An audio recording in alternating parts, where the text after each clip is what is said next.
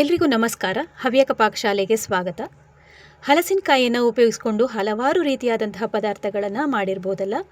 ಈ ಸಲ ಇಡ್ಲಿಯನ್ನು ಒಮ್ಮೆ ಟ್ರೈ ಮಾಡಿ ನೋಡಿ. ಈ ವಿಧಾನದಲ್ಲಿ ತುಂಬಾ ಚೆನ್ನಾಗಿ ಬರುತ್ತೆ. ನಾವು ಅಕ್ಕಿ ಎಲ್ಲ ಉದ್ದು ಎಲ್ಲ ಹಾಕಿ ಮಾಡ್ತೀವಲ್ಲ, ಅದೇ ರೀತಿಯಾಗಿ ಇದು ಕೂಡ ತುಂಬಾ ಸಾಫ್ಟಾಗಿ ಬರುತ್ತೆ. ಇನ್ಸ್ಟಂಟಾಗಿ ಈ ಇಡ್ಲಿಯನ್ನು ಮಾಡ್ಕೊಳ್ಬೋದು ಬ್ರೇಕ್ಫಾಸ್ಟಿಗೆಲ್ಲ. ಬನ್ನಿ ಹಾಗಾದರೆ ಇವತ್ತಿನ ವಿಡಿಯೋವನ್ನು ಸ್ಟಾರ್ಟ್ ಮಾಡೋಣ. ಹಲಸಿನಕಾಯಿಯಿಂದ ಇಡ್ಲಿಯನ್ನು ಹೇಗೆ ಮಾಡೋದು ಅಂತ ನೋಡೋಣ. ಇದಕ್ಕಾಗಿ ಮೊದಲಿಗೆ ಇಲ್ಲಿ 1.5 ಕಪ್ ಆಗುವಷ್ಟು ಅಕ್ಕಿ ರವೆಯನ್ನು ತಗೊಂಡಿದ್ದೀನಿ. ನೀವು ಯಾವುದೇ ರೀತಿಯಾದಂತಹ ಬ್ರ್ಯಾಂಡಿದ್ದು ಇದಕ್ಕೆ ಉಪಯೋಗ ಮಾಡ್ಕೊಳ್ಬೋದು ಅಕ್ಕಿ ರವೆಯನ್ನು. ನಾನಿಲ್ಲಿ ಮನೆಯಲ್ಲೇ ಅಕ್ಕಿಯನ್ನು ತೊಳೆದ್ಬಿಟ್ಟು 3 ಗಂಟೆಗಳ ಕಾಲ ನೆನೆಸಿ ಅದನ್ನು ಬಟ್ಟೆಯಲ್ಲಿ ಒಣ ಹಾಕಿದ ನಂತರ ಪುಡಿಯನ್ನು ಈ ಥರ ಅಕ್ಕಿ ರವೆಯನ್ನು ಮಾಡ್ಕೊಂಡಿದ್ದೀನಿ. ಈಗ 1.5 ಕಪ್ ಆಗುವಷ್ಟು ಅಕ್ಕಿ ರವೆಯನ್ನು ಹಾಕಿ ಆದ ನಂತರ ಸ್ವಲ್ಪ ಅದಕ್ಕೆ ನೀರನ್ನು ಹಾಕಿ 5 ರಿಂದ 10 ನಿಮಿಷ ನೆನೆಸಿದರೆ ಸಾಕು.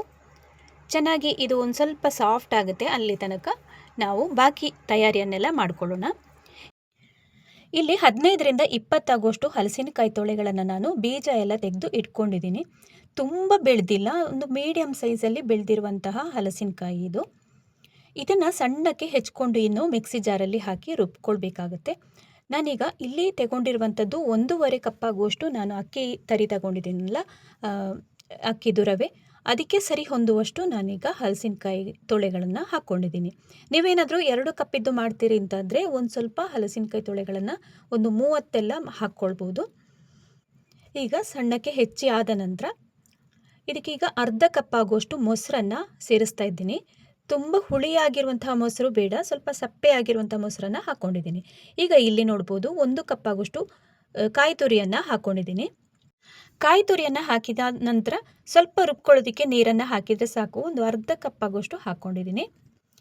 ಇನ್ನೀಗ ನೈಸಾಗಿ ರುಬ್ಕೊಂಡು ತರಬೇಕೀಗ. ನಿಮಗೆ ಇದು ಎಷ್ಟು ನೈಸ್ ಆಗುತ್ತೋ ಅಷ್ಟು ನೈಸ್ ರುಬ್ಕೊಳ್ಳೋದು ಒಳ್ಳೆಯದು. ಈಗ ಇಲ್ಲಿ ಕೊನೆಗೆ ಲಾಸ್ಟಲ್ಲಿ ನಾನೀಗ ಅರ್ಧ ಕಪ್ ಆಗುವಷ್ಟು ಪೇಪರ್ ಅವಲಕ್ಕಿಯನ್ನು ಹಾಕ್ಕೊಳ್ತಾ ಇದ್ದೀನಿ.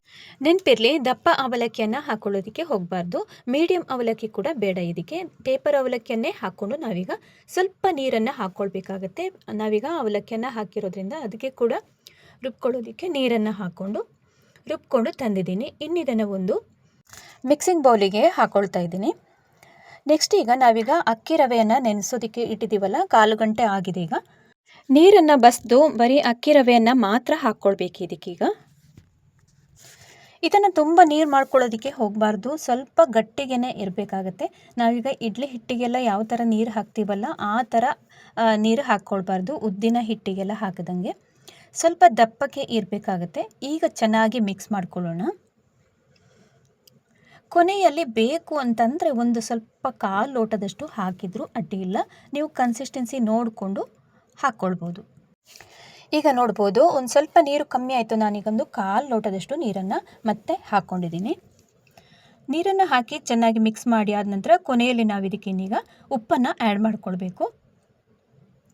ಹುಡಿ ಉಪ್ಪನ್ನು ಹಾಕ್ಕೊಳ್ಬೇಕಿಲ್ಲಿ.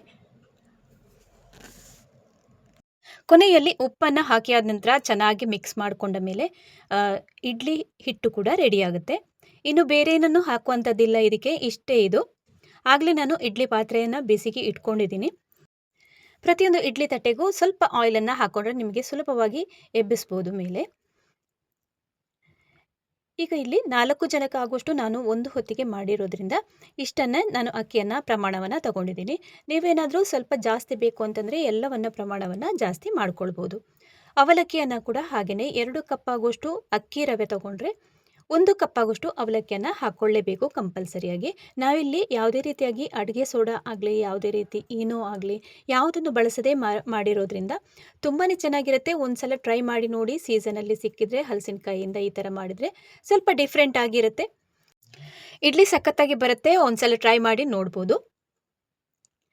ಇದು ಬೇಯುವಷ್ಟು ಹೊತ್ತಲ್ಲಿ ನಾವಿನ್ನೀಗ ಒಂದು ಚಟ್ನಿಯನ್ನು ಪ್ರಿಪೇರ್ ಮಾಡ್ಕೊಳ್ಳೋಣ. ಕಾಯಿ ಚಟ್ನಿಯನ್ನು ನಾನಿಲ್ಲಿ ಹೇಗೆ ಮಾಡೋದು ಅಂತ ತೋರಿಸಿದ್ದೀನಿ. ಈ ಥರದ ಇಡ್ಲಿಗೆ ತುಂಬ ಚೆನ್ನಾಗಿ ಸೂಟ್ ಆಗುತ್ತೆ. ಇಡ್ಲಿ ತಟ್ಟೆಯನ್ನೆಲ್ಲ ಪಾತ್ರೆಗೆ ಇಟ್ಕೊಂಡಾದ ನಂತರ 20 ನಿಮಿಷಗಳ ಕಾಲ ಇದನ್ನು ಬೇಯಿಸಿದರೆ ಸಾಕಾಗತ್ತೆ.